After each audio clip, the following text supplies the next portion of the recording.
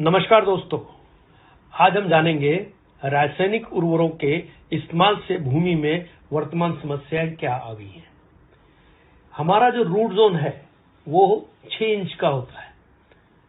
6 inch का root zone को हम बोलते हैं एक्टिव रूट जोन। अब ये एक्टिव रूट जोन के अंदर व्हाइट रूट्स का डेवलपमेंट होता है। इसके नीचे भी जाते हैं पर व्हाइट रूट्स का मैक्सिमम डेवलपमेंट 6 इंच के अंदर होता है। हम अपने जमीन में क्या क्या रासायनिक खादें यूज करते हैं, जैसे कि यूरिया, डीएपी और सुपर फॉस्फेट। ये हमने 1968 के बाद जब हमारी रासायनिक खेती शुरू हुई तो हमने डालना शुरू किया अपने खेतों के अंदर। अब अपने खेतों में अपन जब यूरिया डालते हैं तो हमको ये समझना जरूरी है कि यूरिया में क्या है। अब यूरिया के बोरे पे अगर आप देखेंगे तो उस पर लिखा है नाइट्रोजन 46%, पर नाइट्रोजन तो 46% है, बाकी बचा हुआ क्या है? बचा हुआ 54% जो है वो सॉल्ट और कचरा है। ऐसे ही डीएपी में कुछ परसेंटेज अच्छा मटेरियल है और कुछ जो है वो फिर से कचरा और सॉल्ट है। ऐसे ही सुपर फॉस्फेट में। अब ये सारी चीजें हम जब जमीन में डालते हैं तो जमीन में क्या हुआ है? जमीन में ये चीजें डालने से, कचरा डालने से जमीन हार्ड हो गई है। आज आपकी जमीन 4.5 इंच जो है वो हार्ड है। तो अपनी एक्चुअल जो खेती हो रही है वो 1.5 इंच के अंदर हो रही है। अब 1.5 इंच की खेती मतलब कितनी कम हो गई है। अभी ये ऐसा हुआ क्यों? ऐसा होने का कारण एक है कि हमारी जमीन के अंदर केंचुआ होता है, जबकि 1968 के पहले हमारी जमीन में केंचुआ एक्टिव रहा करता था। और हम चौथी कक्षा से पढ़ते चले आ रहे हैं कि केंचुआ जो है वो किसानों का दोस्त है। वो अभी क्या हो गया है, जमीन हार्ड होने से वो ऑक्सीजन में काम करता है, ऑक्सीजन वहां पे कम हो गई है, इसलिए वो 3 मीटर खाली नीचे जाके सुप्त अवस्था में रह गया है।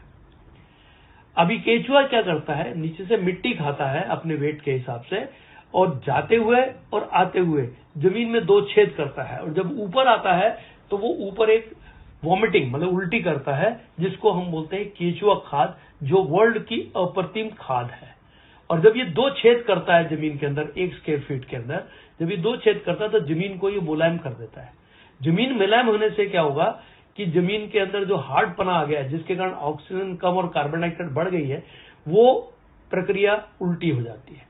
पर अभी क्या हुआ है, जब ऑक्सीजन कम हो गई और कार्बन डाइऑक्साइड बढ़ गई तो जमीन में विषाणु बढ़ गए। अब विषाणुओं के बढ़ने के कारण क्या हुआ, पेस्टिसाइड डालना पड़ा। और जब आप पेस्टिसाइड डाले तो विषाणु तो मरे, साथ साथ में उसके साथ जीवाणु भी मरने शुरू हो गए, क्योंकि जीवाणुओं का मरना मतलब कि जमीन के अंदर बंजरपना होना है। ऐसे जमीन हार्ड होने से, कार्बन डाइऑक्साइड बढ़ने से भी जीवाणु मरे और इसके कारण भी जीवाणु मरे। अभी 1 ग्राम मिट्टी में 20 करोड़ के ऊपर जीवाणु हुआ करते थे 1968 के पहले, और आज ये हालत है कि 1 ग्राम मिट्टी में 1 करोड़ के नीचे चले गए हैं, कहीं कहीं तो 1 लाख के नीचे भी चले गए।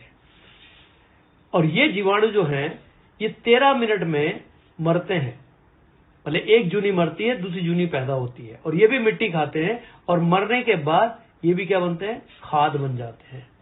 तो 2 प्रक्रिया, एक तो हमारा केंचुआ जो इनएक्टिव हो गया है, और दूसरा हमारे जो जीवाणु का काउंट जमीन में कम होना, मतलब कि जमीन का बंजर होना होता है।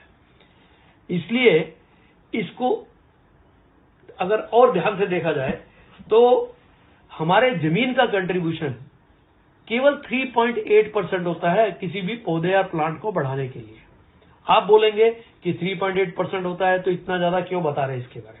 ये ऐसे है जैसे कि हमारे शरीर में एक हार्ट है बहुत छोटा, पर अगर वो कमजोर हो जाए तो मुश्किल हो जाएगी, और अगर वो बंद हो जाए तो राम राम सत्य हो जाएगा।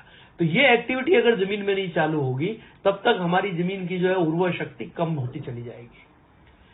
पर 96.2% जो है वो कहां से आ रहा है? हवा, पानी और सूरज, जो कि फ्री ऑफ कॉस्ट हमको अवेलेबल है। और आपको ये जान के हैरानी होगी कि एटमॉस्फेयर में नाइट्रोजन जो है वो 78% है, 78%।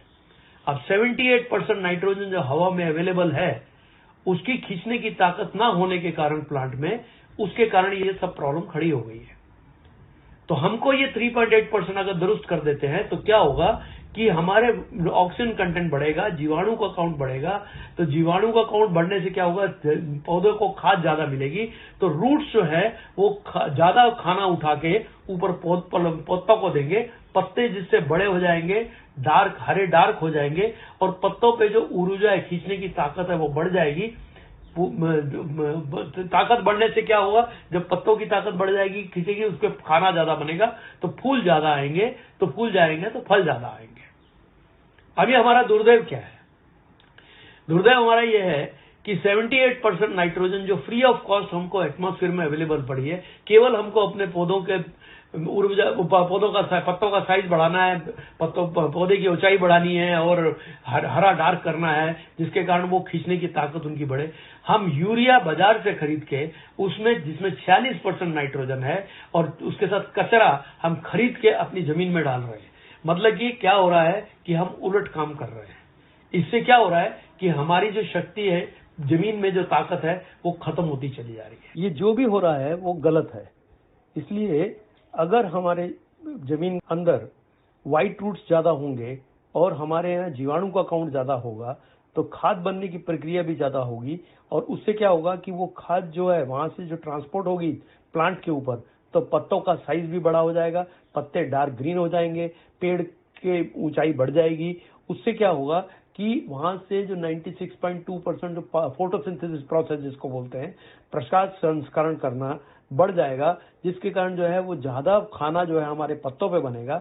पत्तों पे ज्यादा खाना बनने से क्या होगा कि फूल ज्यादा आएंगे और फल ज्यादा आएंगे। Thank you.